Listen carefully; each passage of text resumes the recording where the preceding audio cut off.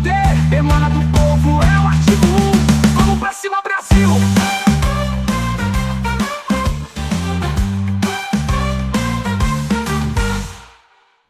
Fala, patriota, como é que você tá? Eu espero que por aí tudo esteja maravilhosamente bem. Tá começando a 12ª edição do podcast Todo Poder Emana do Povo. E ó, nós estamos de volta na nossa casa, né? Depois de termos gravado aí na fábrica de aviões, depois de termos gravado 2 vezes um estúdio em Recife, né, com Gilcinho e também com Gilson Machado Neto, estamos de volta aqui na nossa casa, aqui em Caruaru. E hoje eu tenho 2 apresentações, até porque esse mês de setembro carrega muita novidade. O mês de setembro, o podcast Todo Poder Emana do Povo carrega muita novidade nesse mês de setembro. Agora sim, saiu, né? Quase que não saía. E a primeira apresentação que eu quero fazer para vocês é do novo co-host, né? O co-apresentador é o Pedro Cavalcante, que inclusive é secretário do Artigo 1 aqui em Caruaru, né? E também é um dos novos co-apresentadores do podcast. Seja muito bem-vindo, Pedro. Cara, que honra estar aqui.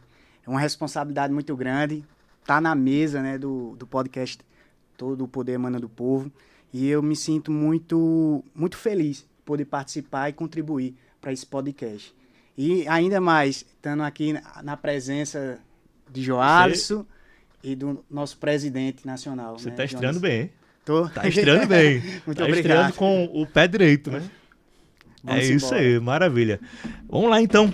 E hoje a gente tem a honra de receber o presidente nacional do Artigo 1, que é empresário, é construtor, é músico, né? E o presidente nacional do Artigo 1 e fundador também, não é só o presidente, é o cara que fundou a ideia lá atrás, em 2019, certo? E aí passou por um processo, né, de coleta de assinaturas, então já existe essa experiência. Não ache, você que está chegando agora no Artigo 1, que não é tudo verde não é tudo mato não. Tem muita coisa a ser aprendida assim, a gente leva pancadas todo dia, mas existe já uma experiência, principalmente nessa área de coleta de assinatura, né? E existiu uma realidade lá em 2019, 2020 até 2021.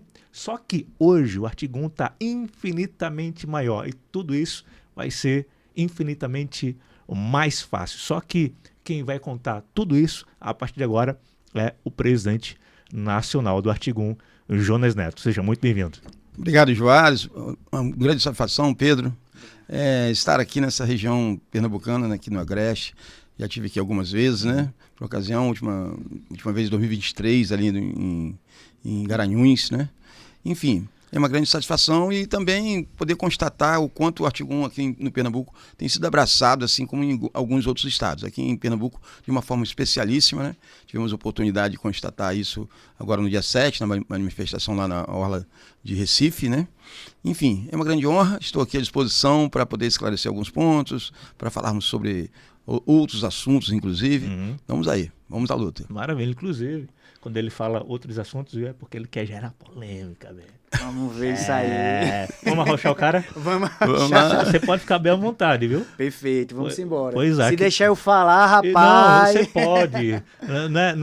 E não só pode, você deve. Perfeito. Abre o verbo mesmo. Vamos embora. Vamos arrochar ele agora. Com medo eu não fico, não. Não fica não, né? Com medo ele não fica não, sabe? Pois é, muito bem. Vamos lá. E aí, a pergunta que não quer calar é a seguinte: o que te levou a fundar o Artigo 1, né? Foi uma indignação com o sistema ou uma visão realmente de futuro para o Brasil? Olha, eu acho que em 2019, ali, 2020, todo mundo estava procurando ver de colaborar de alguma forma. Eu sempre penso na parte estrutural, talvez pelas as minhas atividades profissionais, sempre penso na parte estrutural. Como criar estruturas para que as coisas se realizem, né? Ou até mesmo que os problemas sejam resolvidos. Eu sempre gostei de problemas, sempre aceitei desafios. E quando eu vendo ali, a gente percebeu que existia uma lacuna. Inicialmente a gente pensou no movimento, mas existe uma lacuna a nível partidário, um franco, não é? Você tem aí dezenas de partidos que têm ideologias declaradamente de esquerda ou o restante fisiológico. E nós não tínhamos efetivamente um partido ali naquela ocasião, em 2019, não tínhamos nenhum partido efetivamente que defenda princípios e valores. Defenda princípios e valores de forma clara, não aqueles que se apresentam de 4 em 4 anos ou de 2 em 2 anos, haja visto as eleições municipais, e dizendo que vão fazer e acontecer, que vão defender esses princípios. Não. Assim que acaba a eleição, o único trabalho que eles têm é começar a pensar na próxima, porque eles estão afim do poder. O artigo 1 não nasce com esse objetivo. Nasce com o objetivo de começar a fechar esse franco. Eu acho que tem que ter outras iniciativas nessa direção, né? Toda iniciativa nessa direção de fundar partidos conservadores, é equilibrar um pouco mais esse jogo totalmente desequilibrado contra a direita. Tudo bem. Agora eu vou entrar numa parte e deixar ele emocionado, sabe? Que o pessoal deve estar pensando o seguinte: mas você vai falar do artigo 1, você está com o presidente e vai abrir o jogo do artigo 1. Não é só o jogo do artigo 1 não, viu? Até agora eu vou pegar ele de surpresa. Vai entrar a parte humana. Quem é Jonas? De onde ele veio? A profissão dele, né? Quem é a família dele? Né? Por que o cara é de direita? Quais são os princípios dele? Né? Você, meu irmão, você veio do Rio de Janeiro. Conta um pouquinho da sua história aí. Opa! Eu sou natural do Rio de Janeiro, do estado do Rio, mas na cidade chamada Campos dos Goytacazes, né? Uma cidade pujante, uma cidade bem... Aliás, é a maior cidade em extensão territorial do estado do Rio. Chegou a ser uma das mais principais cidades lá atrás, né? Primeira cidade a ter energia elétrica aqui na América Latina. Primeira cidade a ter energia elétrica. Então, enfim... eu sou nascido e criado ali naquela cidade, depois fui ser fuzileiro naval, né, uma formação, o que me ajudou muito, né, em consolidação de princípios e valores que são pertinentes a tudo aquilo que a gente hoje está desenvolvendo. Então isso foi uma base muito forte para mim, né, no período que eu fiquei como fuzileiro naval. E depois eu artista, né, vivi 15 anos de música, nesse período fiz uma faculdade de Direito, minha formação acadêmica, mas ao final da faculdade de Direito eu já começava a trabalhar com um ramo que eu atuo até hoje, que é no ramo de construção civil, né?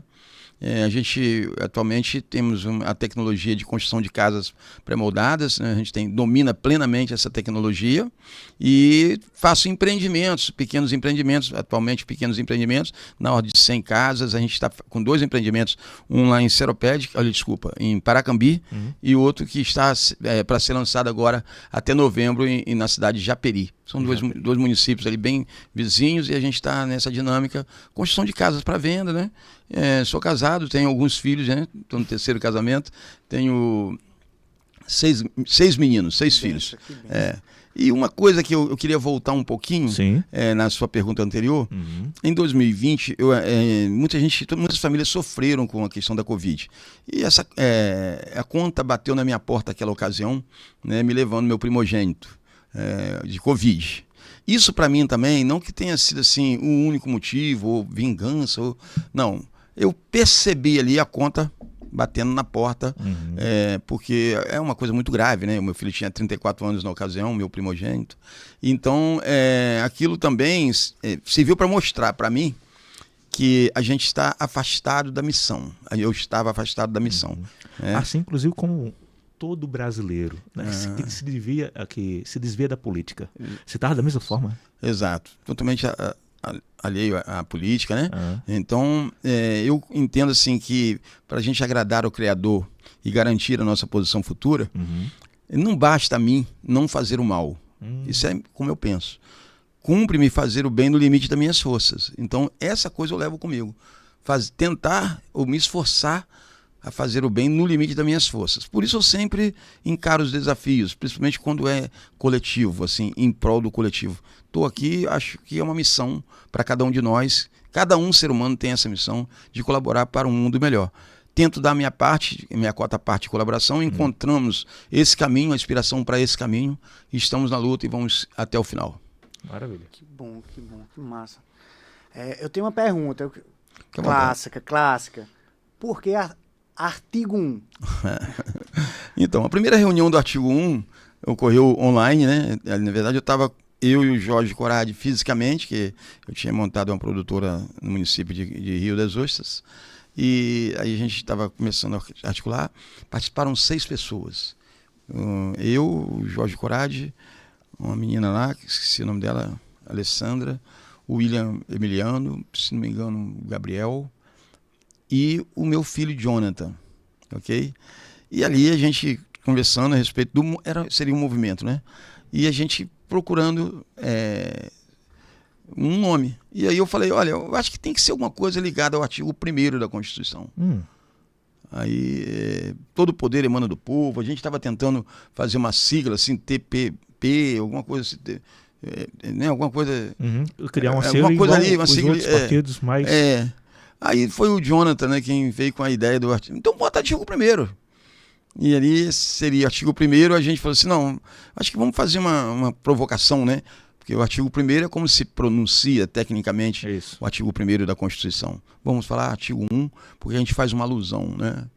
E, óbvio, o foco nosso era essa frase: todo poder emana do povo.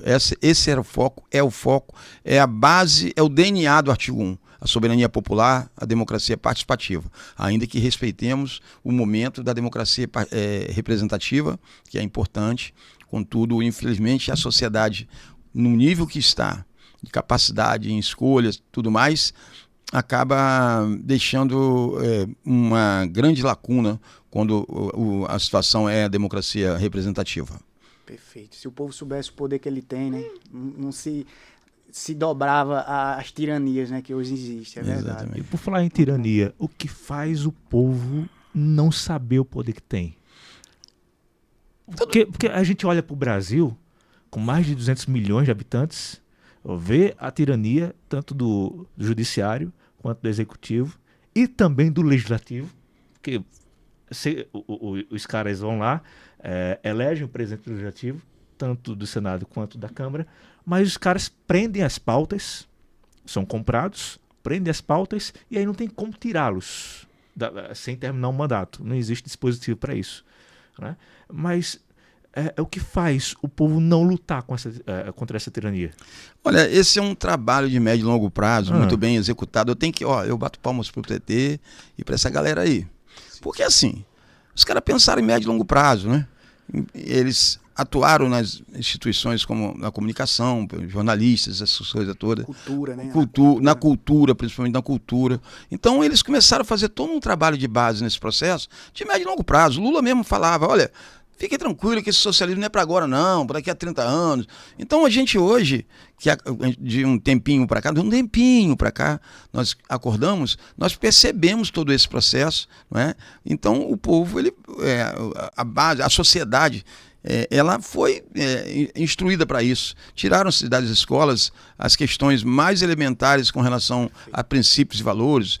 Não sei se vocês estudaram Educação Moral e Cívica, OSPB. A gente não teve essa sorte. Então isso tudo foi um processo de desconstrução do saber, desconstrução da moral. Então hoje a gente pega uma sociedade nesse nível. A solução? Sim, eu gostaria de falar sobre ela. Eu sempre qual seria a solução? Bom, o artigo 1 está trabalhando fortemente na questão da soberania popular e da democracia participativa. Isso está no DNA da Constituição do partido. Nós não somos apenas um partido, e sim, como diz você no primeiro vídeo, um verdadeiro chamado à ação. O problema é esse, a ação, não é? Temos brasileiros dispostos a isso. Vimos dia 7 de setembro agora, uma gigante mobilização a nível nacional. Contudo, nós temos que ter projetos práticos, manifestar o desejo é uma coisa, tomar posse desse poder é outra. A articulação que o artigo 1 está fazendo via municípios, ela vai realmente dar uma condição para que a gente possa enxergar uma solução. Eu costumo falar que o sistema ele hoje está tão robusto a nível Brasília que por ali não consigo enxergar a solução. Ah, não? Não. Olha, eu diria que o único deputado federal que se elegeu falando a verdade, você sabe qual foi? Quem? Você sabe, Pedro? Ah, tá. Você não sabe, não? Foi o Tiririca. Olha, não tenho político de estimação, mas para mim o único deputado que se elegeu falando a verdade. Ô abestado, vote no Tiririca. Sabe por quê? Pior não fica. Então ele falou o seguinte ali, o que ele quis dizer com aquilo? Que ele iria para lá para não fazer nada. né? Então, erros e acertos no mandato dele, enfim, isso não é uma questão, mas eu estou trazendo aqui uma reflexão para todos. Ele foi tão honesto com o que ele falou, que, salvo engano, no meio do mandato, ele falou assim, olha, não vou ficar mais aqui porque eu não sou palhaço. Olha, ele não sou palhaço para ficar aqui nessa palhaçada. Então, por quê? Porque realmente o Congresso Nacional, ainda que você eleja o Pedro, o deputado federal, o Joales e tal, quando chega lá, tem todo um sistema. Aquilo está tudo dominado. Não é? Eu tive algumas ocasiões lá. Na ocasião, fui visitar o gabinete do Daniel Silveira, estava preso, recém-preso, absurdo, não é? Deputado federal e tal. E falei, pô, como é que os pares estão reagindo? E fui visitar alguns gabinetes, inclusive o do Daniel Silveira, quando um dos assessores dele lá, estava me falando o nome aqui, tentei o contato dele, falou assim, olha, não fique tão preocupado não, está tudo negociado com o STF. Eu falei, como é que é assim? Mesmo? Negociado com o STF? Como assim? Não, já foi negociado, ele não vai perder o mandato, e vai ficar 6 meses, vai pegar 6 meses e não vai perder o mandato. Que tipo é esse de postura? De negociar? Foi o que fizeram. Votaram, os deputados votaram a favor da condenação lá naquela ocasião, né? Um absurdo. Então, negociado para não perder o mandato. Tá de brincadeira. Alguém tem que enxergar, porque assim, a normalização do escândalo, né? Fiz um vídeo esses dias falando sobre isso. Esse é o processo que está acontecendo no país, isso se transformou em normal. Então a gente precisa entender. Ou seja, que a partir o mal foi normalizado, é? O mal está normalizado. Ainda está nessa fase. A gente tem que reverter esse quadro. E a Tribuna do Povo, que é esse espaço que eu estou falando que a gente está construindo, município em município. A mudança precisa vir na base. Nos municípios, onde o Pedro mora, onde você que está me assistindo mora. É aí que precisa acontecer a mudança. Porque ali o sistema não tem condições de ser tão forte. Por quê? O prefeito do município, se ele ir totalmente contrária à vontade do povo, ele terá espaço naquele município para ser prefeito? Mas não, ele vai pensar 10 vezes. Ele vai se arvorar em tomar para si a pauta do povo. Perfeito. Não é? Perfeito. Então a gente precisa entender, a vontade do povo é soberana dentro do município, porque em Brasília, esquece. Perfeito. Em Brasília, esquece. Esquece. Eu vou ser mais radical ainda. Será que falta radicalismo aqui? Tanto em Brasília quanto nos estados e também nos municípios, dentro da Câmara dos Vereadores, não existe liberdade de fala. É por isso que foi criada a Tribuna do Povo. Não é isso? Sim. Mas então, a diferença é que dentro do município, a pressão popular ela vai surtir um efeito direto. Sim. Imaginemos Fica hoje mais fácil, né? Imagine hoje o Pedro vereador, não é? Um vereador, me desculpa aqui a comparação, um vereador comprado pelo prefeito. Ele depende do eleitor do município. No momento em que o eleitor do município se levanta, como vai se postar o Pedro? Ele vai olhar, o eleitor dele está ali. Pedro, olha, você não deve fazer isso, você não deve fazer aquilo. Não é? Se o eleitor cobrar, o Pedro se alinha. É isso que a gente está fazendo com a Tribuna do Povo. Agora, a questão é que não é um eleitor, é uma mobilização da sociedade do município, da população do município. Porque um não faz efeito. Claro. Uma andorinha, como diz o ditado, não faz verão, né? Um chega lá e é ignorado, né? Mas a Tribuna do Povo é isso, Pedro. Entendeu? Entendi. A Tribuna do Povo, ela já começa com uma pauta muito abrangente, né? De adesão quase que plena, diria que quase plena.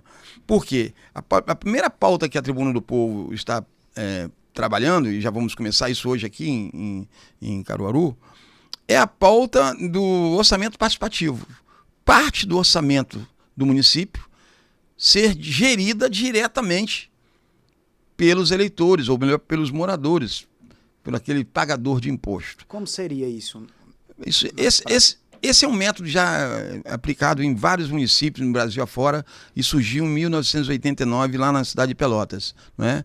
Existem poucas cidades que estabeleceu isso como lei. E as poucas que assim o fizeram através do próprio gestor. A gente propõe um projeto de lei de iniciativa popular. Né? A Tribuna do Povo nasce com esse projeto de lei de iniciativa popular para que em cada município essa lei seja aprovada já com uma regulamentação decente, para que não haja interveniência do poder público, nem do legislativo, nem do executivo, em parte do orçamento. Parte desse orçamento, na ordem de 3%. A gente não vai fazer nada para afetar as gestões que já são já recebem lá cheio de dívidas, enfim, com pouco lastro. Mas 3% do orçamento global do município, através dessa lei, passa a ser gestada diretamente pelo cidadão. Como? O cidadão escolhe os projetos que quer implementar e o prefeito só faz executar. Porque quando ele manda a LOA, a Lei de Orçamento Anual, que vai para a Câmara para ser aprovada no ano anterior, Sim. já tem que estar previsto que 3% vai para aqueles projetos aprovados pelo cidadão. Por exemplo, aqui em Caruaru, o orçamento de Caruaru é de 2 bilhões de reais.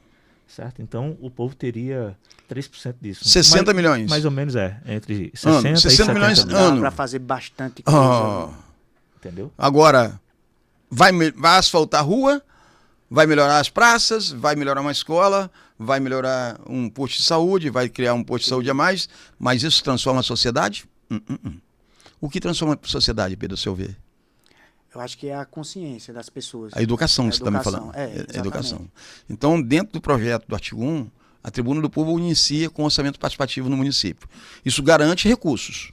Como você viu aqui, 60 milhões. Segunda pauta, escolas cívicos militares. Perfeito. Aí a coisa começa a mudar. O nosso projeto é de mudança. Mudança da cultura, mudança da sociedade. Se você pegar exemplo, por exemplo, com o Japão, Coreia do Sul, Finlândia,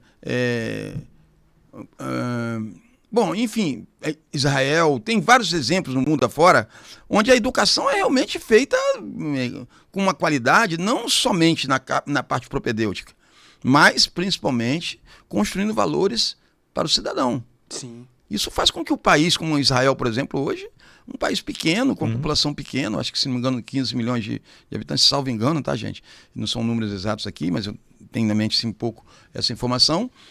Tem quantos prêmios Nobel o Israel possui, em detrimento de um Brasil que tem 200 milhões de habitantes? Isso tem o quê de diferente? A educação. Sim. A base da educação. E qual é a base da educação? Educa mais em matemática, educa mais em...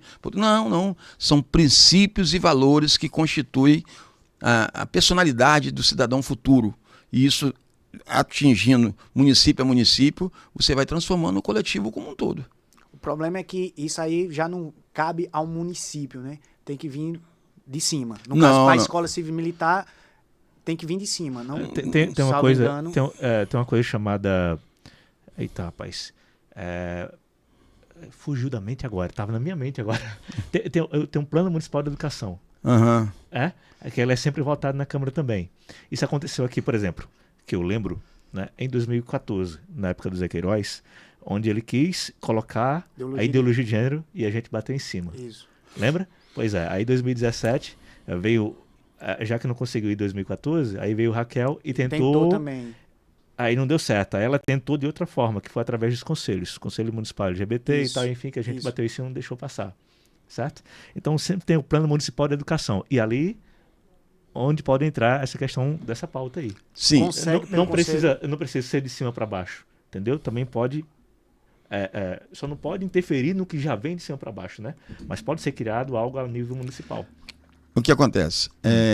Existe a responsabilidade, tá? Você tem a responsabilidade de atuar o município até um certo nível de educação. É responsabilidade do município.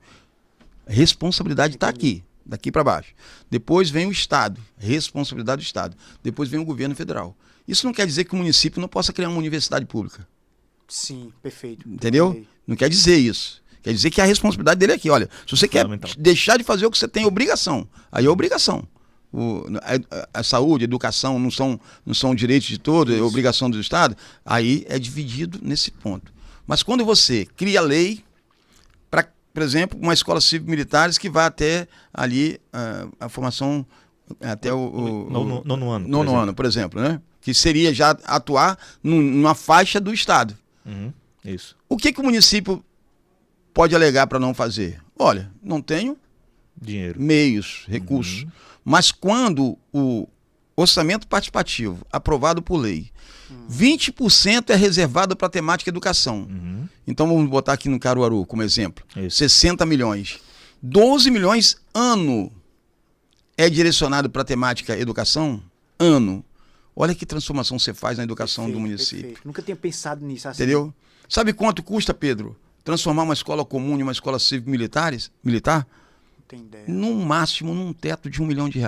Num teto. E aí você Caramba, tem o que 12. é isso para município? Você vai, né? você Como tem, Caruaru. você tem 12 milhões reservado para temática educação, vai depender daquele grupo de pessoas que vão estar ali como conselheiros e como delegados definirem uma estratégia para que isso aconteça. Eu vou trazer uma resenha aqui Porque agora. recurso já tem. O prefeito não vai poder falar, olha, vocês querem isso? Não, eu até é. quero fazer, mas eu não tenho meios. Entendi. Esquece. A caneta saiu da mão dele. Olha aí, coisa. Mas eu acho que não dá não, viu? Pra fazer uma escola com 1 milhão, não. Dá pra fazer só um banheiro. Aí só se for em Recife. É interessante que também pode trabalhar até a questão da parceria com a iniciativa privada, né? A gente sabe que a educação privada é muito melhor do que a educação pública, né? Isso mostra, os dados são muito claros. Então, até com esse dinheiro que o povo vai ter em caixa, pode fazer até direcionar para a iniciativa privada, fazer parcerias. Acho que é interessante também essa... É uma vertente, eu acho que tudo isso é ideia válida, né? Mas eu creio que está na hora da gente pegar, através desse processo, fazer e uma demonstrar para o gestor público que virá que existe o caminho certo. E isso através do público. Porque quando a gente abre mão de exigir que o público funcione, aí, meu irmão, aí fecha tudo, vamos embora para fora, deixa quieto. Entendi. Aí vamos deixar a conta ficar batendo na porta de cada um e não reclama. Aí você passa a ter 2 direitos. Sabe quais direitos, Pedro? Quando você age assim? 2 direitos. O primeiro é não ter direito, o segundo é não abusar do primeiro. Doideira, hein? Aí... Agora, tem uma questão. O pessoal olha para o artigo 1 e fala, mais um partido para comer o dinheiro do povo. Eu escuto muito isso. Eu escuto... Pô, quando eu falo, tá surgindo aí um partido 100% conservador, vai ser uma casa para os candidatos de direita e tal. Aí alguns amigos olham para mim e dizem assim, Pedro, mais um partido Mais para um partido. sugar da gente. Aí, Jonas, eu quero que você responda qual é o diferencial do artigo 1. Boa pergunta. Bom, eu costumo falar assim, olha, essas objeções, no decorrer do tempo, elas vieram várias vezes, né? E a gente, em algumas vezes, fica até meio assim, recuado com resposta, porque temos que refletir. Né? Mas essa aí é tão genérica, é tão constante, né? E importante, eu agradeço essa pergunta, porque assim, mais do mesmo não dá para ser. Né? Eu não sei, Pedro, como é que esses partidos que aí estão foram criados. Eu não posso dizer. Eu sei como eles agem. E ao olhar como eles agem, eu sei como esse que está sendo criado não agirá. Enquanto eu estiver aqui, eu peço a Deus que, se porventura eu oscilar para o outro lado, eu até me tire daqui dessa vida, né? Porque a gente tem missão aqui espiritual nessa terra. A nossa passagem aqui, ela não está apenas em realizar coisas materiais, mas a gente precisa ter uma linha de conduta que possa nos garantir um pouco mais de tranquilidade naquele caminho que todos nós vamos seguir. Deixa eu te dizer uma novidade, você sabia que você vai morrer? Ah, sabia. Então pronto, todos nós. Então, gente, é assim, o que diferente acontece aqui?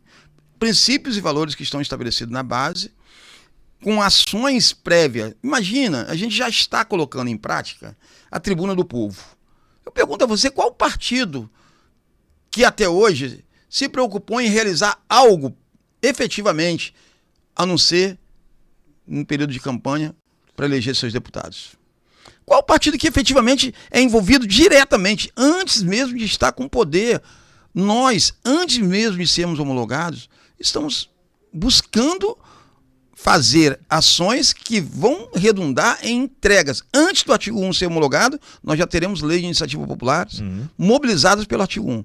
Nós vamos devolver, a de grande diferença é que o artigo 1 tem como missão devolver o poder ao povo. Nesse caso, o partido não vai falar pelo povo, e sim com o povo. Exatamente. E trabalhar com ele todos os dias. Nós não estamos, quer dizer, claro que a gente, como partido político, temos que pensar em um processo de ocupação de espaço.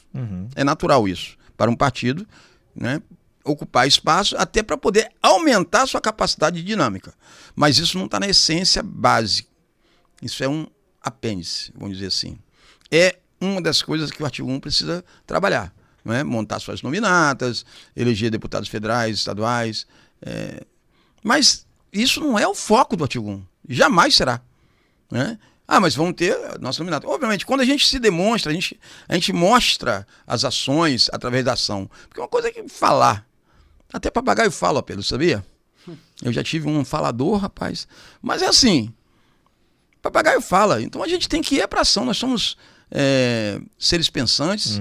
Precisamos compor. A diferença está aí, nas ações que o artigo 1, desde já, demonstra. Não é? Através da Tribuna do Povo, através desses orçamentos participativos que queremos aprovar. Outra questão que a gente é totalmente contrária, e aqui eu estou assumindo um compromisso. Qual que é? É a questão dessa institucionalização desse roubo, né, do fundo eleitoral, fundo participado. Algo que eu ia perguntar, eu ia catucar nesse sentido. Mas peraí, antes dele responder, pressiona o cara. Fica Você falou que ia pressionar, pressione ele. É exatamente nisso aí. Né? Era exatamente isso que eu ia perguntar. Como o artigo 1 vai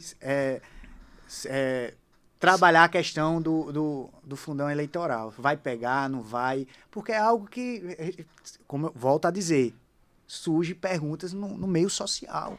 O partido pegou tantos milhões, isso e aquilo. Como é que o artigo 1 vai gerenciar essa questão? Qual é a posição dele nesse sentido? A normalização do escândalo tem sido uma temática nesse processo e nesse sistema. Tudo que vai em favor dessa normalização, eu, como presidente do artigo 1, sou totalmente contra. Tudo. Então vamos lá, o escândalo do Mensalão. Foi um escândalo ou não foi? Sim, a partir de 2003. Acabou ou não acabou, Pedro? Mudou de nome, né? Mudou de nome. Eu ia dizer isso. Mudou de nome, Pedro. O fundo eleitoral, o fundo de participação dos partidos aí, é um roubo. É um roubo do dinheiro público para que o político faça a campanha. Como é que eles faziam antigamente? As estatais eram fatiadas em partidos e em cada estatal tirava-se um percentual de tudo para dar para o partido. Roubo do dinheiro público. Isso veio à tona. Você era novinho ainda, né? O Mensalão, ali, eu acho que foi 2000 e pouquinho ali, tal. Cara, isso é absurdo. A normalização disso também é. Então, hoje a guerra dos partidos está em alcançar o fundo eleitoral. Perfeito. Isso tem muito a ver, não vou aqui entrar em detalhe, com a não homologação da aliança, tá? É mesmo. Tem muito a ver, eu não vou... Inclusive, eu vou pegar agora, sabe, um pouquinho pesado aqui, né? Porque tá muito mamão com açúcar isso aqui. A gente tá passando muita mão na cabeça do presidente. Sabe, o povo quer ver o pegar agora. Fica à vontade. Tá? Aí ele fala, fica à vontade. Tem gente que pergunta, ei, as pessoas mais ideológicas, né? A aliança não deu em nada. Tu acha que o artigo 1 vai dar? Vai bater lá no TSE, e não vai dar nada. Eles vão morrer na praia. Eu vou responder essa, mas eu queria voltar um pouquinho do Pedro, a pergunta do Pedro. Posso? Tudo bem, pode. Com relação à questão do fundo eleitoral. Então, a questão do artigo 1 nesse aspecto é clara. A gente não irá dispor desse recurso. A gente não quer. Eu não quero, como presidente. É uma pauta que, às vezes, ela é conflitante, dentro até de uma estrutura partidária, porque você tem que ouvir seus pares. Contudo, se a gente efetivamente quer e está fazendo algo diferente, nós temos que ir por outra tangente. Pô, mas como se sustenta? Cara, tem tantas formas dentro de um Brasil de você sustentar uma estrutura. Porque eu entendo assim, a briga é desigual demais. Porque se o artigo 1 não pega, sobra para os outros. Aí é você com estilingue e o outro lado, do outro lado com um HK, sabe? Então, essa questão do fundão é muito complicada. Não. Eu acho porque a luta é desigual. E eles pegam lá, eles gastam o dinheiro do povo realmente nas suas articulações, enquanto a gente tenta lutar realmente com a sensatez, com a moral e com o caráter, mas também evita muitas vezes o nosso avanço. Sim. Eles avançam e nós não avançamos. Olha só, a gente tem que fazer apostas. Na vida a gente tem que acreditar que o bem pode vencer. Uhum. Que Davi venceu o gigante lá. Isso é importante a gente ter em mente. Nós vamos ser esse Davi? Não há problema. E quem estava por trás? Quando você tem efetivamente um trabalho que você coloca o coração naquilo e aquele formato, quem é, quando você está trabalhando em prol da coletividade, de fato, com sinceridade em seu coração, quem é que vai estar contigo, irmão? Quem é melhor? Quem é maior? É Deus. É isso aí que a gente acredita. A gente sabe que é assim. Nós, todo cidadão brasileiro, o povo brasileiro é essencialmente cristão, Sim. sabe, conhece esses valores e esses princípios. Infelizmente, no campo político, nos fizeram acreditar que essa questão está afastada. Não está. Não está. Política é trabalhar em prol do próximo. Jesus fez política. Perfeito. Né? Perfeito. Ele trabalhou em prol de todos, da humanidade, Serviu, né? trabalha até hoje em prol da humanidade. Então a gente entende que a gente tem essa oportunidade se a gente for efetivamente sincero. Agora, se você fizer meia boca, meio termo, esquece, irmão. Segue seu caminho e colhe seu resultado, porque aquele lá tira a mão de cima. Tira mesmo. E quando tira, é cada um para si. Aí sim, a luta é desigual. Nós temos que manter a firmeza, não diria a pureza, mas a firmeza nesse sentido. Claro que algumas concessões no sentido que não afete a parte moral, mas essa questão do fundo eleitoral é imoral. É imoral. Imoralidade, jamais. Quer ver outra questão? Dessas emendas parlamentares. No que se transformou a Lava Jato no Brasil? Nas emendas parlamentares. E foi com a anuência de muitos que aí estão. Uhum. Não é? Foi com a anuência. Ah, mas como é que eu vou... Não faça, irmão. Você não está ali para fazer nada. Você, quando é deputado, quando você é vereador, você não tem obrigação de fazer obra, não. Você só faz porque quer garantir, através de dinheiro que não é seu, que é do povo, uma posição de destaque para dizer, olha, estou fazendo aqui e ali. E muitas das vezes esse dinheiro nem sequer vai para ser usado. Perfeito. Vai para o bolso do próprio. Verdade. Não é? E nós sabemos disso. Então o artigo 1 defende essa posição radicalmente. Defende essa postura. Mas e de onde virá a estrutura? Meu amigo, eu vou perguntar a você. Se a gente efetivamente começa a demonstrar tudo isso, começa a entregar tudo isso, começa a fazer tudo isso, a sociedade começa a compreender tudo isso, falta recurso para quê, irmão? Eu pergunto a você, Bolsonaro, se homologa o partido Aliança, ele homologaria depois de agosto de 2021. O que faria com que ele não teria recurso público, o dinheiro do povo, para bancar estrutura de campanha, nem eleição de deputados. O que o Aliança fez? Recuou. Ele não teria recurso. Agora pergunta a você, se Bolsonaro homologa o partido, ali, ainda que foi, porque em setembro pararam de se lançar as fichas. Diferente do que muitos pensam, foi parado, parou e tinha Isso ficha em 2021. 2021. Ele precisava do partido para 2022. Até agosto ele teria que homologar. Não foi possível homologar, dado a questão do SAPF, era uma coisa complicada, complicou um pouco, tinha as fichas e não conseguiram lançar a tempo. O que aconteceu? Em setembro parou de lançar. Eu tive com o Felipe Belmonte, esse Felipe Belmonte não era o presidente do Aliança, na ocasião o artigo 1 estava também em fase de homologação, e o Felipe Belmonte, bem bravo, falou assim, ó, pergunta lá a quem mandou parar. E não falou coisa pouca, não. Então, se mandaram parar, foi porque não ia ter, em tese, ou, sei lá, alguém tem que vir a público explicar isso aí. E não sou eu que tenho.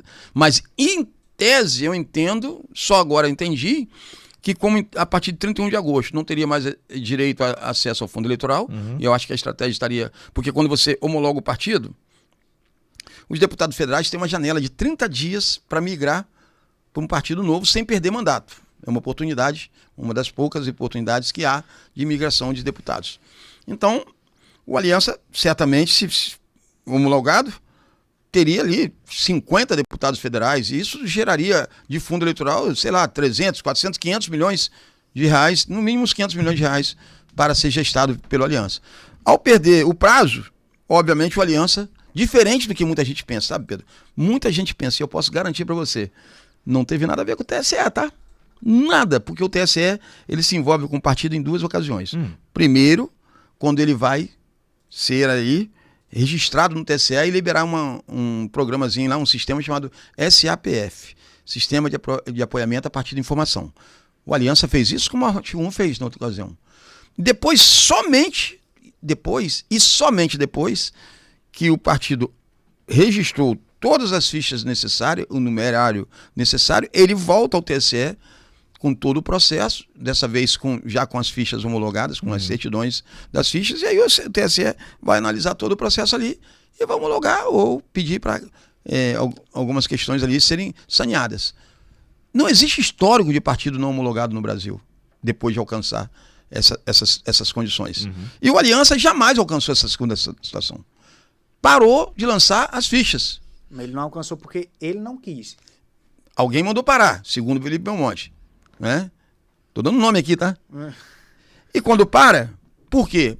Talvez uma das hipóteses que eu entendo, A lógica. a lógica é que não teria a estrutura monetária. Aí eu faço a pergunta, Pedro, e eu faço a pergunta a todo mundo que vem para o artigo 1 com outro pensamento. Se você tem efetivamente um partido, se Bolsonaro homologa a aliança, e ele fala assim, pessoal, bom dia, olha, nós homologamos o partido, só não vamos alcançar o dinheiro do povo, porque isso é roubo. Se ele fala isso, você acredita que ele teria 1 bilhão para ajuda, ou 2 bilhões, Certeza. ou 3, ou quanto que você acredita que teria? Com certeza. Cara, é muito. Ele ia ter muito. Mais de 2 bi, cara. Ele ia ter muito. Foi um passo extremamente equivocado. E aí foi na direção do mais do mesmo. Desculpa, com todo o respeito que eu tenho, eu voto em Bolsonaro, ó, sou do estado do Rio, e vou continuar votando no meu presidente, ó, para sempre. Mas essas coisas precisam ser ditas. Certo. Ser esclarecidas. Elas não podem ficar com a nuvem, e talvez esse seja um grande problema da direita. A nuvem fica ali e muita gente fica quieto. Quando é para falar a verdade, a gente tem que ter a coragem. Falar a verdade. Porque o próprio Bolsonaro fala, conhecereis a verdade e ela vos libertará. Quem fala isso é a Bíblia. João, capítulo 8, no capítulo 8, né? Salvo engano. Como é que é? Bom, eu terminei também esquecendo onde está escrito. Marcos 8,32. 8,32, João capítulo 8, 32, versículo 32. João 8,32, né? João Marcos? 8,32. João 8,32. Exatamente. A verdade vos libertará. Então.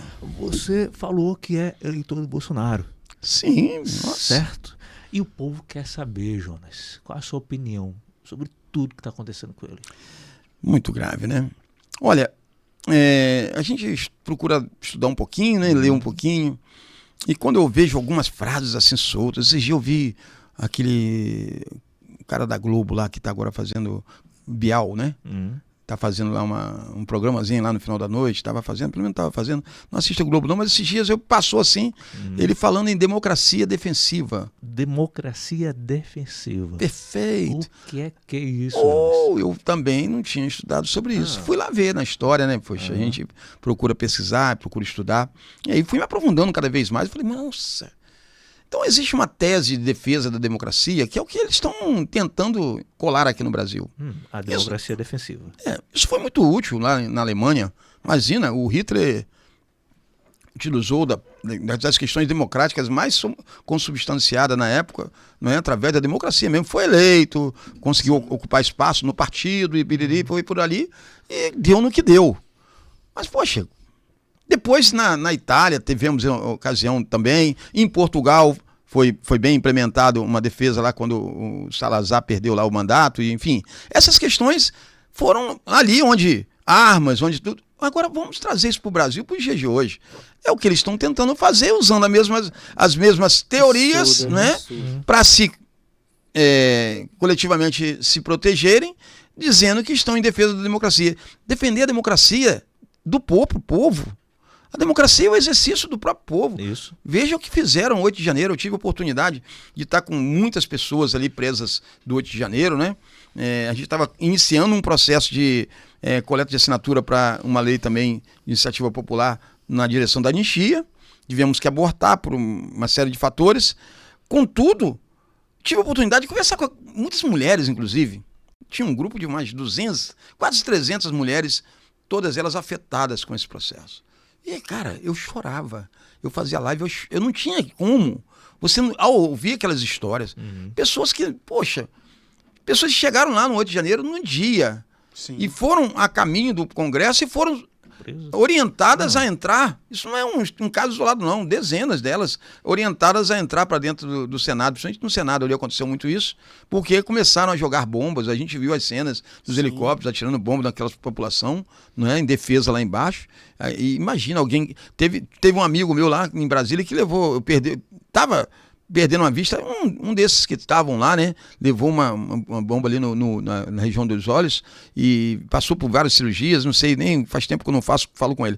Enfim, vocês imaginem tudo aquilo.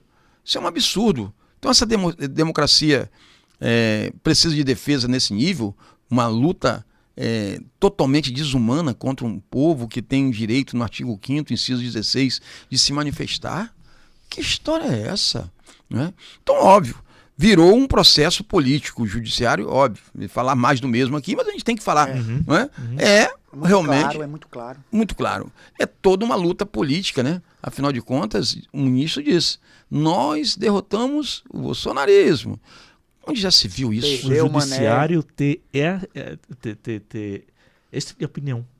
Claro, como cidadão você pode ter opinião, mas cada juiz ali, ele leva consigo a imagem do judiciário. Sim. Né? Verdade. É como se fosse o judiciário ali falando, a opinião dele. Tanto é que quando a lei Magnitsky atingiu o Alexandre de Moraes, eles tomaram a dor como institucional. Sim. Né? E por que na hora de falar perder o Mané ou ainda destruímos o bolsonarismo tem que ser uma opinião pessoal? Exatamente, Wallace. Justamente é por aí. Eu acredito. O juiz ele tem que falar nos autos, cara. Ele tem que ser reservado. Ele tem que se privar de. Ele tem, como cidadão, como você falou, o direito de ter a opinião dele. Mas quando ele está ele ocupa, né, um cargo de tão relevância, principalmente na Suprema Corte do país, a postura tem que ser outra. Mas eles insistem em ir por outro caminho, em ter opinião e querer fazer as coisas às avessas no sentido do que estabelece a lei. Né? Deixam de ser o protetor da Constituição para ser aquele que querem, através do judiciário, estabelecer um novo estado de coisa. Eu quero deixar os olhos do povo brilhando agora. Tá? O nosso futuro é ter deputados e senadores ali no Congresso, tá? Vereadores nas câmaras de vereadores, né? Prefeitos, estarmos em todos os espaços. Tá? Visualize o artigo 1 lá. Agora eu quero saber, na sua opinião, se o artigo 1 tivesse hoje maioria do Congresso, quais seriam as 3 primeiras medidas que o senhor colocaria em pauta como presidente que pergunta do interessante. partido? Fez o povo imaginar, brilhar os olhos com esse futuro que será a realidade do artigo 1. Primeiramente, uma reforma administrativa muito ampla, né? O que seria essa reforma administrativa que você tem em mente assim? O custo do Brasil, cara, você veja, cortar na própria carne, né? Você veja o número de deputados que nós temos aqui proporcional à população, as câmaras de vereadores, como que isso tudo custa para o país. Eles fazem a conta, claro, na arrecadação global, trilhões de arrecadação, se não me engano, na ordem de 7 trilhões, e subindo. Subindo. E subindo. Verdade, batendo recorde. Opa, recorde através de recordes. E sempre contra o povo e não a favor. Exato. Né? Então, esse custo acaba afetando percentualmente, em tese, pouco. Mas o problema não é só a questão numerária, é a questão do valor moral que aquilo, o que aquilo significa no campo moral, do ensinamento que aquilo traz, da vontade que o cidadão. Então, hoje um político no Brasil que se elege muitas das vezes com vontade de servir, e tem muitos que se elegem com essa vontade, chegam lá, ao passar a fazer parte de todo um processo, acabam se desvirtuando pelas necessidades que acaba anexando a si próprio. O cara deixa de pensar naquilo que efetivamente ele se propôs inicialmente e passa a pensar na eleição. Né? Qual deputado federal hoje que não está em plena campanha, esquecendo de tudo e pensando na sua própria reeleição? Uma grande maioria, uma grande esmagadora. Então, essa reforma administrativa teria que vir nessa direção, tanto na questão numerária, mas principalmente na questão do que um deputado hoje representa, um deputado, um senador, um ministro do STF, enfim, o que esses salários representam em detrimento do salário do povo. Se você vê países da Europa, os deputados lá, tem países lá, eu não vou saber citar aqui exatamente os países, não tenho esse número exato, mas já pesquisei sobre isso. Tem países lá que um deputado ganha 3 salários mínimos. O salário mínimo é, por exemplo, 1.500 euros, ele ganha 4.500 euros. E exerce sua função, né? Então, por que não no Brasil? Por que esse escândalo todo? Não é? Por que essa imoralidade plena? Quando o governante é imoral, como é que o povo vai ser moral? Então, a primeira reforma que a gente poderia pensar nesse sentido seria nesse lado. Fazer algo amplo e irrestrito, cortando na própria carne, fazendo Diminuindo o Estado. Diminuir o Estado, diminuir o custo individual, tirar totalmente esses privilégios, não é? Onde já se viu, né? Servirem lagostas e vinhos de tais safras, pagas com dinheiro público. Isso é uma moralidade, isso é um tapa na cara. E parece que o cidadão não está nem aí. Nós temos que reagir. Normalizou. Nós temos que reagir. Não é? O artigo 1, a primeira coisa é essa. Obviamente que a segunda coisa seria essa reforma do judiciário. Não há possibilidade alguma da coisa continuar da forma que está. O judiciário vira e volta vorando para si, atropelando as funções do Congresso. Isso também é um outro absurdo, precisa ser encarado com muita urgência, né? A gente precisa entender que essa é uma outra questão.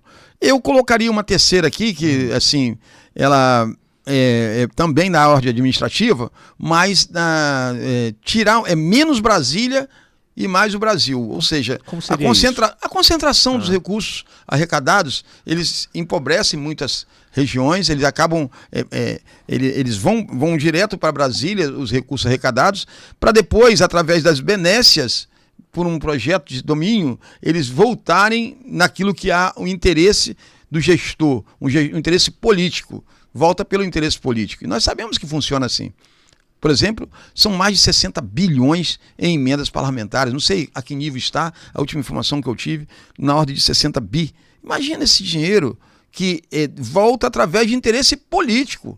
Quais são as tratativas que são organizadas para a aplicação dessas emendas? Eu sei de casos de deputados que compram emenda de outros deputados. É tipo o agiotagem dentro do próprio Congresso Nacional.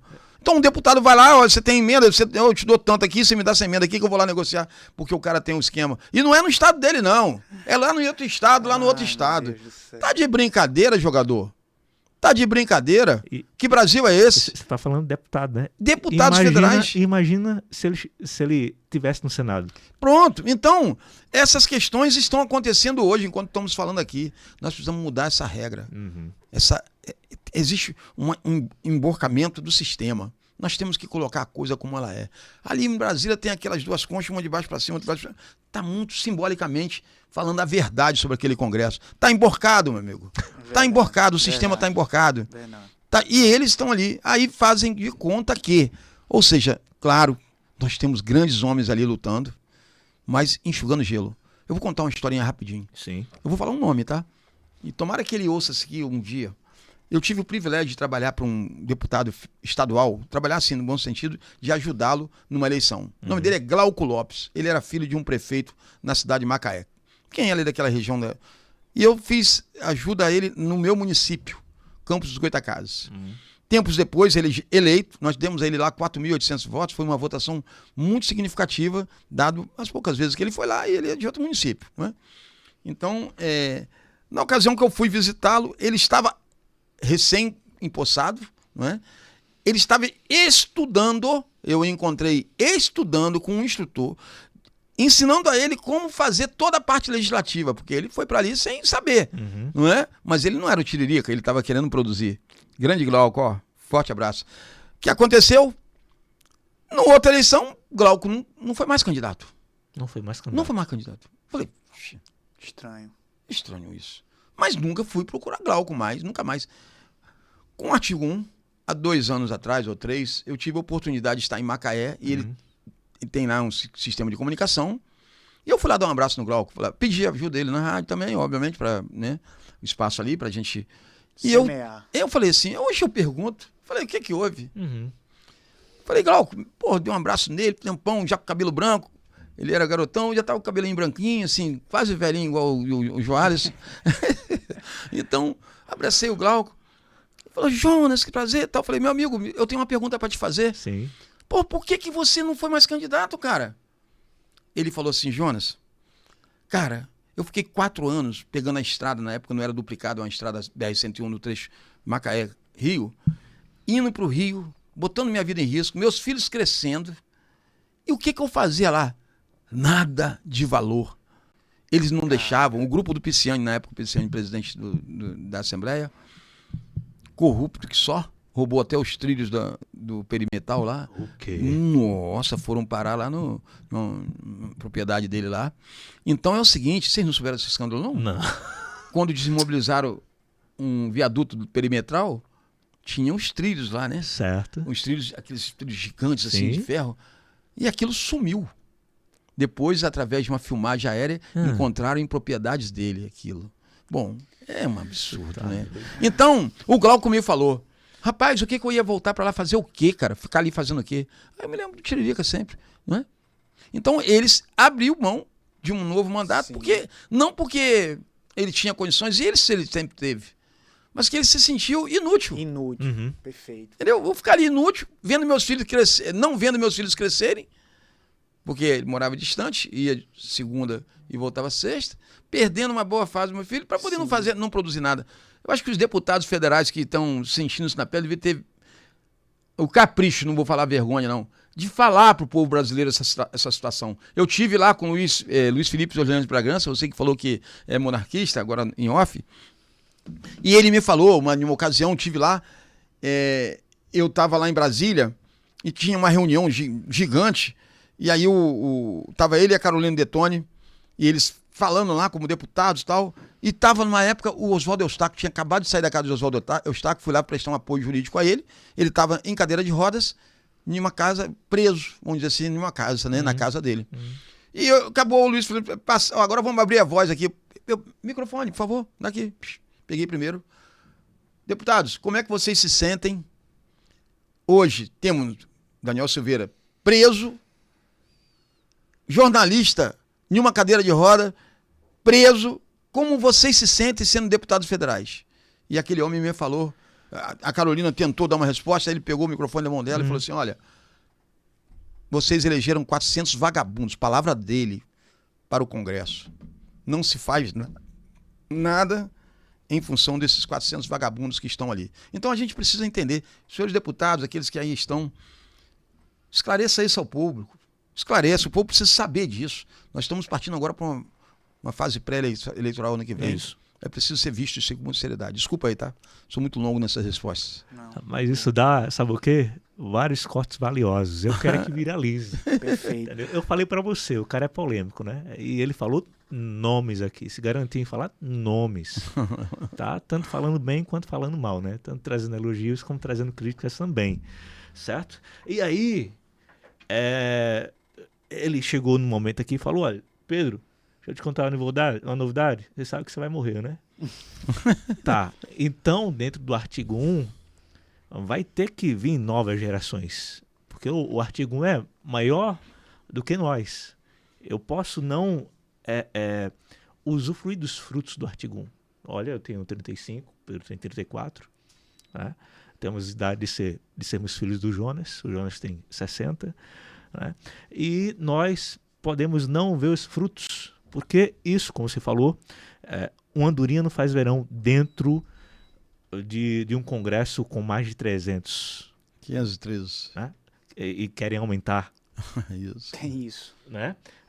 Um senador não vai fazer verão dentro do Senado, onde tem 81, não é verdade? Então isso tem que crescer, e leva tempo. Leva tempo. Mas aí eu quero trazer aqui a visão do futuro. Qual é a estratégia do partido para formar novos líderes? Tá? Especialmente jovens e pessoas comuns que nunca tiveram espaço na política. Perfeito.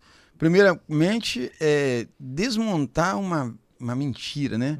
A gente procurar através das mídias, redes sociais hoje é um grande instrumento. Você tem isso aqui, a gente está aqui no podcast. Antigamente esse espaço aqui era impossível, porque todas as meios de comunicações eram cooptados pelos poderes e só se falava aquilo que mandava. Você, como jornalista, tem essa experiência prática, tenho certeza. Então, primeiramente, trabalhar muito nessa parte de esclarecimento, né? Para que o cidadão comum entenda que a política é, sim, local de todos, não é? Não é política lá, eu caio, de 2 em 2 anos eu vou lá exercer uma obrigação cívica. Não. Cumpre a cada um participar. Esse é uma questão de construção de uma nova realidade. E aí, nisso, a gente pensou e já estamos em prática. Hoje estaremos com a Tribuna Do Povo, né? Tribuna do Povo. Não é? Esse é um instrumento que não só aquela função ali de aprovar leis de iniciativa popular, mas criar uma nova cultura, não é? A médio e longo prazo. Isso não tem milagre nisso aí. Sim, sim. Não é? Óbvio. Ali atraindo jovens, já tem uma geração. Ontem vi um vídeo de um garoto de 12 anos lá do Rio Grande do Sul, falando como gente grande mesmo, e falando, esclarecendo tudo o que está acontecendo. Vem aí. Uma nova geração com muita força. Ou seja, nós estamos a base aí, bem forte, bem forte. E nós estamos aí trabalhando através de uma presidência nacional da juventude, através de todo um processo que a gente está consolidando para que a gente atraia. Esse é um primeiro passo. Maravilha. E aí, Pedro, você tem mais perguntas do presidente? Não, eu tô aprendendo demais aqui. Eu acho que foi um dos melhores podcasts que eu participei. E aqui eu tô aprendendo muito com o Jonas, velho. Muito obrigado pelo seu trabalho, por acreditar num país. Porque, cara, eu vejo um cara como o Jonas, graças a Deus, bem sucedido, poderia estar em outro lugar. Tendo sua vida, vivendo com a sua família, tranquilo, e tá aqui lutando pelo país. Isso aí, cara, o senhor já tá deixando um legado que vai ficar um legado, uma inspiração para muitos, para mim, para os vários jovens que vão entrar, que vão ver esse podcast, que vão conhecer o Artigo 1 e vão se inspirar no senhor. Muito obrigado. Eu que agradeço. O senhor que tá no Nordeste, tem investido muito no Nordeste. Tá. O senhor acredita que o Nordeste pode ser um berço de uma nova virada política para a direita do Brasil? Olha, eu tenho toda a convicção da força desse povo nordestino, né? E do sofrimento também que advém aí de tanto abandono durante anos, de uma política que escraviza a mente, né?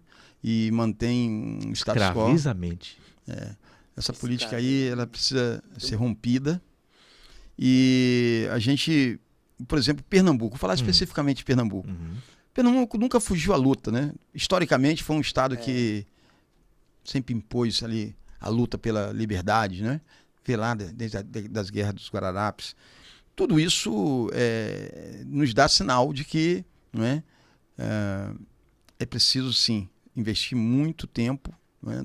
Fala aqui em tempo, porque a parte de recursos sempre Deus provê, assim, daquilo que você coloca com o coração voltado puro, não vai faltar em lugar nenhum, não é?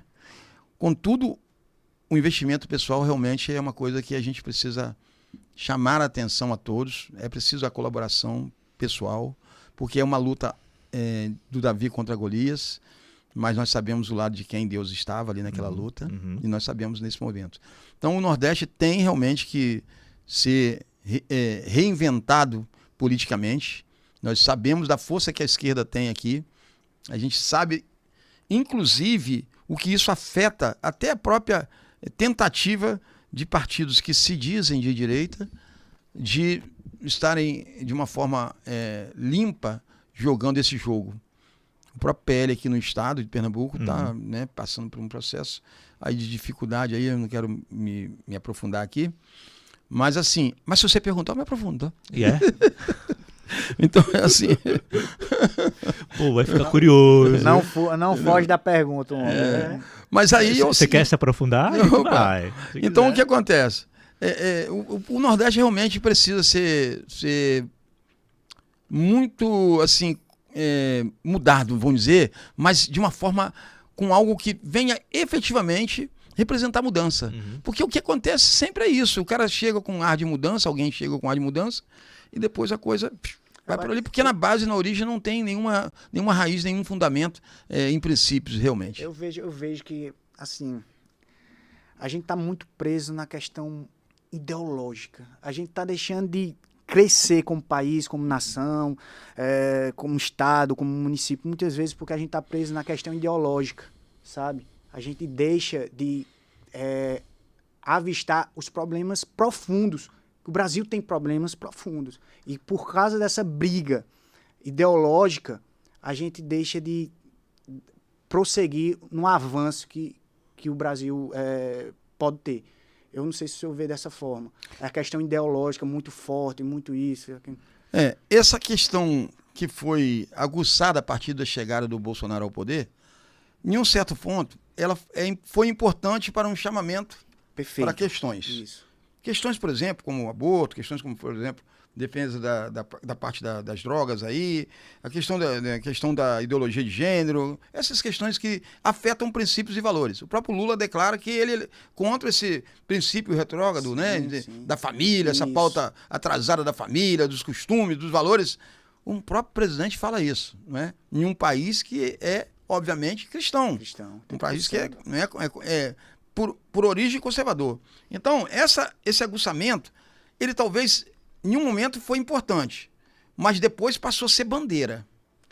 E por ser uma bandeira, passou a dar views, vamos dizer assim. A gente não tem problema nenhum com quem pensa diferente. Perfeito. A gente precisa realmente pensar o país, soluções. Isso. Soluções práticas. Em momento algum aqui eu ataquei, questão de esquerda, não sei o quê, porque é isso, que é aquilo. Cara, eu acho que se o cara gosta de certo tipo de posição no campo das atividades morais dele, ele tem o direito de pensar da forma que ele quer. Sim. Contudo, a verdadeira luta, como você falou, não é contra esse indivíduo. Não é? É em favor de um país. E a base do processo está totalmente estruturada. Realmente se perde muito tempo nesse combate ideológico e tal. A gente precisa pensar realmente em soluções. É isso que a Está no Timon Brasil. pretende. Em vez de só ficar ali no campo ideológico, a gente tem que estar focado na solução, no povo, né? Isso. No povo e não na ideologia. Porque- Só direita. Inclusive, Jonas, é verdade que, vamos lá, por mais que nós tenhamos princípios, Deus, pátria, família e principalmente liberdade, né, nós assim, não pendemos nem para a direita e muito menos para a esquerda. Tá? O nosso negócio é povo, lutar pelo povo. O que isso significa? Como o Pedro falou... Tem gente que é muito ideológica ali, né? Se você não se classifica como direita, você é esquerdista. Não, ou se disser assim, eu não tô com o Bolsonaro. Isso. Eu sou de direita, eu digo assim, não, mas eu não tô com o Bolsonaro. Uhum. Aí já diz, você é esquerdista. Não, cara, não é assim. Sabe? Tem gente que é muito radical no sentido. A gente tem que ter uma justa medida sobre tudo, consciente, moralmente, a gente tem Não que entender. ter preguiça de pensar. De pensar, cara. Não ser, inclusive, massa de manobra dentro da própria direita. Perfeito. O que acontece é que a gente, quando faz essas análises, a gente olha, como o Pedro está falando, existe uma bolha. A gente precisa entender isso. Talvez tenha sido o grande erro do próprio Bolsonaro ali, no sentido de estratégia de reeleição, questão de urnas à parte, né? Nós estamos falando aqui de uma realidade. A bolha, que hoje representa a direita, ela é bem maior do que a bolha que hoje representa a esquerda. Sim. Haja visto a força que temos em mobilizações, Sim. que temos em por exemplo, manifestação na própria internet. Nós ganhamos de lavada. Ok? Sim. Mas é uma bolha. É uma bolha. A sociedade está totalmente Sim. muito maior do que tudo isso. E o que acontece é que fica uma briga aqui, dessa bolha grande, muitas vezes internamente nela, contra essa bolha menor, né? Que muitas vezes é até mais unida do que essa bolha grande. Ok? Com certeza. Então, essa bolha grande fica atacando aqui em vez de olhar para aqui, cara. Sim, cara. Olhar para furar a bolha. Furar a bolha e ir trazer o cidadão comum. Esse dia eu fui almoçar num restaurante chamado Restaurante do Xandão. Tomei até um susto. Opa, será que é do cara? Lá no Rio, entrou eu e minha esposa. Aí eu chamei a garçonete, me servi, ela veio para servir alguma coisa para eu beber. E ela perguntou, você quer beber alguma coisa? Eu quero, mas primeiro eu quero saber de você. Isso aqui é do Xandão mesmo, ela? É do Xandão. Eu falei, ué, tá maluco? Minha esposa não sabe não. Mas é do Xandão? É do Xandão. Mas e ele não está em Brasília? Não, ele mora aqui. Não, Você entendeu? Ela não entendeu nada. Ela não sabe nem quem é o Alexandre de Moraes. Pois é. Ela é uma cidadã comum que muitas vezes não perde o tempo para assistir Globo Lixo, né? Então nós precisamos olhar para esse cidadão. Perfeito. Nós precisamos trabalhar para ele, não olhar contra aquela bolhazinha ali. Entendi. Aquele é o nosso adversário político, ok? Mas também é um cidadão brasileiro que paga imposto. É aquele negócio, a gente muitas vezes fala para nós mesmos. Exato. E termina deixando de falar Pro para o cidadão, Pro pro cidadão. povo. Porque quem é que sabe dessas questões? Somos nós. Não é questões assim, Alexandre de Moraes, que está vendo no Congresso. Sim. Perdemos muito mais tempo, 90% do tempo falando sobre isso. Não, nós precisamos falar para o povo. Sim. Enquanto isso, né, eles dão um boi de piranha ali e passa a boiada pelo outro lado. Isso. Exatamente. Isso. Mexe com a mão, né? Nós precisamos, E faz com a outra, né?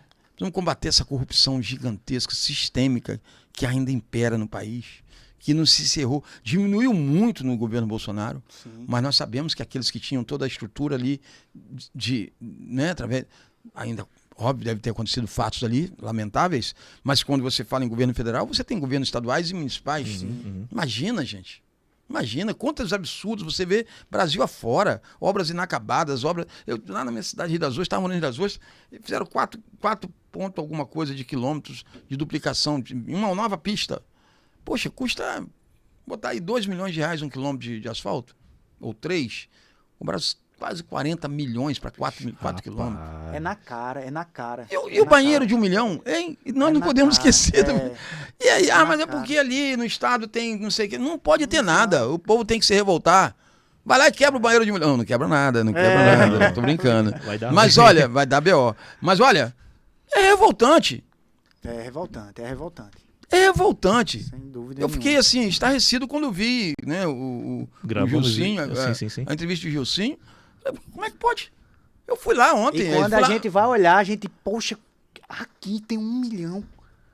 O senhor que trabalha na construção aí deve saber mais do que a gente. Uma obra de médio porte, ou seja, um acabamento médio, fino, um teto R$ 3.500 por metro quadrado. Aquele banheiro Por não metro. tem 20 metros quadrados. Ou seja, 70 mil por unidade. E se Mas fosse você entra no um banheiro, luxo. Você vê um piso, não é, de cimento ali, você vê uma pia de cimento assim muito pobre. A única coisa que eu vi lá, em cada banheiro, cada lado de banheiro, tem 2 vasos apenas, tem 2 vasos de aço ali, aço escovado, que tem um precinho diferenciado, mas ali vão estar R$ 1.500 um vaso daquele ali, né? 2 apenas de cada lado, ou seja, 4 em um banheiro daquele. Pô, um negócio, uma decoração bem simples, bem... R$ 1 milhão? Eu não acreditei, mano. É na cara. E ainda com a fossa na porta do banheiro. Opa! Nossa senhora, que é aquilo. E a galhada do prefeito lá, tá? Ou seja, um galho, né? Que o prefeito mandou botar. Não me confunda não, porque depois dá B.O.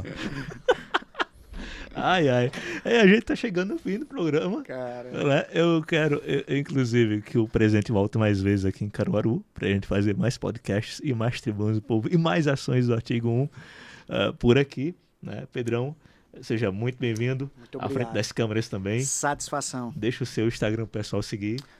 pedrocavalcante.br. Segue lá, sempre tem conteúdo lá. Muito bom. Tô junto aí com o Artigo 1, trabalhando para um Brasil melhor, para um estado melhor, pelo município melhor. Vamos junto. Maravilha. Presidente, deixa o seu recado para o povo brasileiro.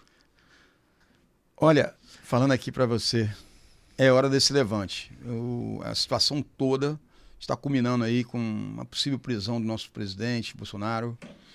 Isso tudo tem que se encerrar no macro sistema, mas convocar você, né, que mora aí no município, não sei qual município você vai estar me vendo, que a gente possa fazer esse levante aí dentro do município. Se você tiver interesse em nos acompanhar nessa luta, né, que possa se integrar de fato para que isso se transforme em realidade. É possível sim essa mudança, mas ela tem que partir aí no município. O sistema está muito feroz, tanto é que vimos um presidente com coragem tentar agir contra o sistema e hoje está à véspera de uma cadeia, já está preso em sua casa. Isso é tudo constrangedor, mas é preciso, aí no seu município. Então, junto ao artigo 1, queria assumir um compromisso com você. Sim. Você falou da volta aqui em Caruaru. Sim. Eu queria deixar aqui um Compromisso, compromisso meu contigo hein? e de vocês de Caruaru com o artigo 1. Diga lá. Nós estamos iniciando hoje Isso. a Tribuna do Povo, que tem um projeto de lei de iniciativa popular, e esse projeto de lei de iniciativa popular vai carecer das assinaturas. Se vocês colherem em um mês essas necessárias assinaturas, em um mês estarei de volta. Em 2, em 3, no dia que tiver aqui as assinaturas Orçamento participativo. dessa lei de iniciativa popular, né? Eu garanto que estarei aqui, né? Só se Deus não permitir, no sentido, né? Porque a gente tem alguns intempéries que advêm do Criador, advém não dele, né? Mas da nossa necessidade, né, divina. Então, do meu coração fica o compromisso, voltar aqui a Caruaru. E o tão desafio logo, pra gente, né? Exatamente, é um desafio para vocês. Grande, mas a gente consegue. Não Se é? a gente trabalhar, a gente consegue. Ele falou, eu duvido, né? Entendeu? Não duvido não.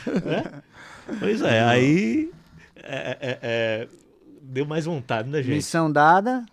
Missão cumprida, meu missão irmão. cumprida. A gente fica sem dormir, entendeu? Mas cumpre a missão. Não, mas essa missão simples, dado que o povo de Caruaru, com certeza, Sim, é a favor desse projeto de lei. Quando ele entender realmente, ter essa consciência, vai embora. Bem, vai embora. quem não quer que parte do orçamento do município Sim. seja gestado Pelo próprio diretamente pelo povo, independente de questões políticas. povo, né? Muito bom, muito bom. Então, esse é um desafio simples, obviamente que carece de força e trabalho. Isso. Olha, tem uma pessoa lá no Rio de Janeiro esperando. E tem mais. Se você não mandar um cheiro pra ela, Tá bom, com certeza. Mandar um beijão pra Dayana, né? Minha querida, nosso bebezinho também.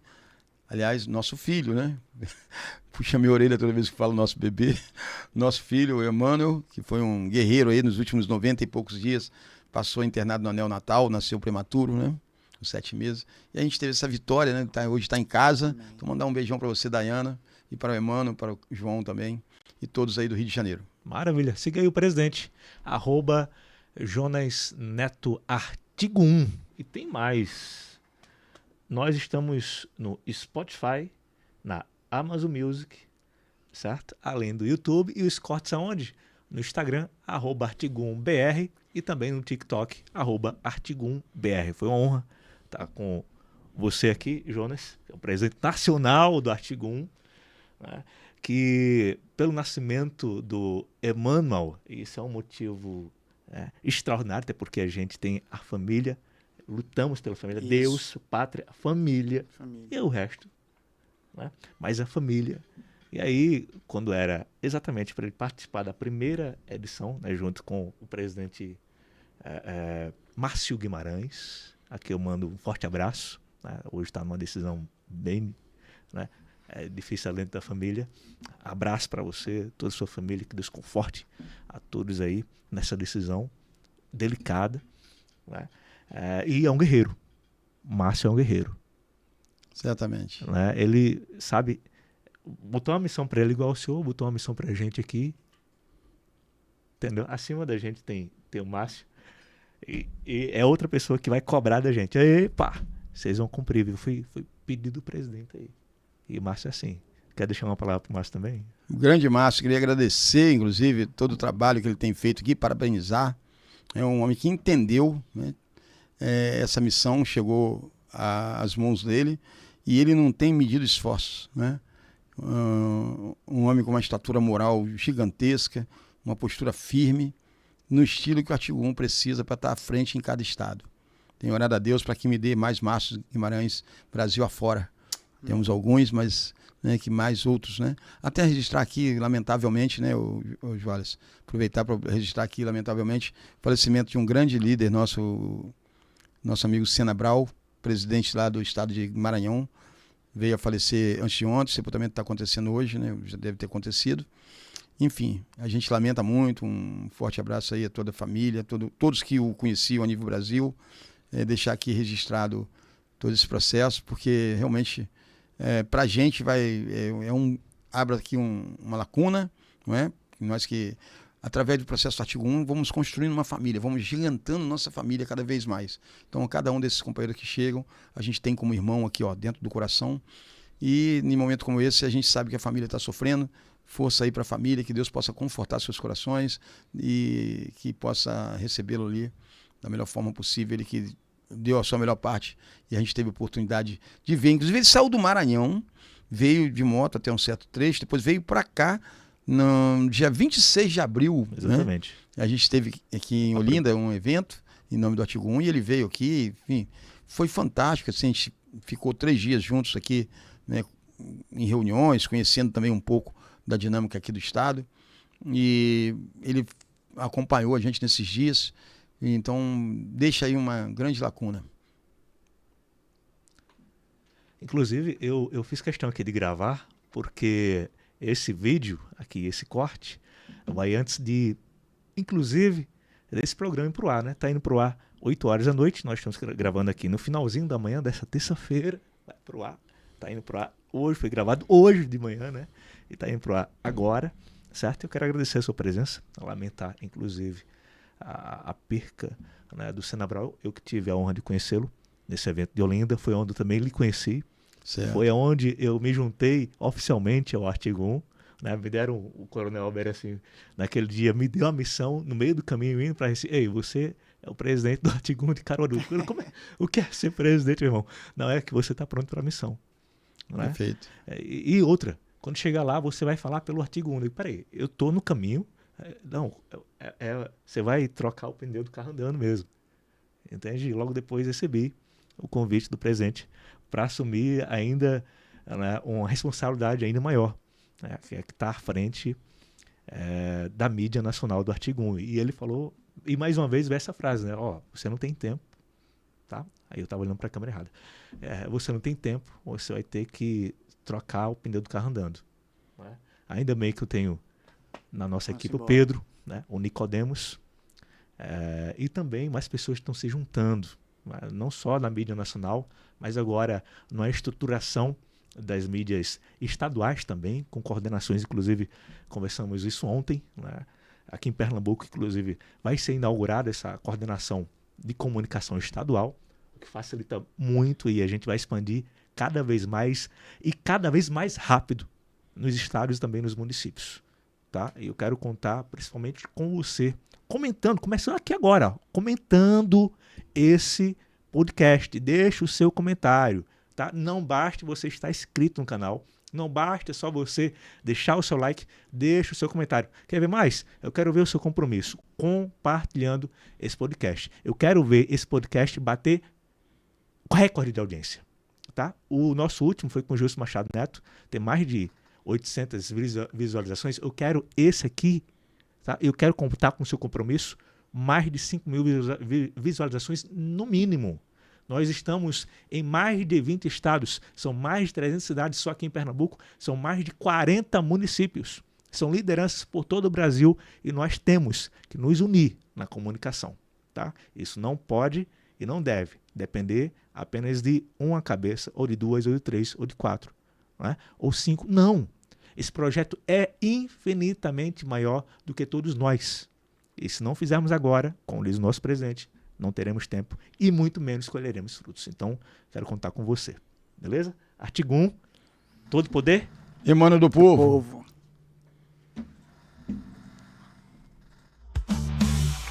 Todo poder emana do povo, é o Artigo 1.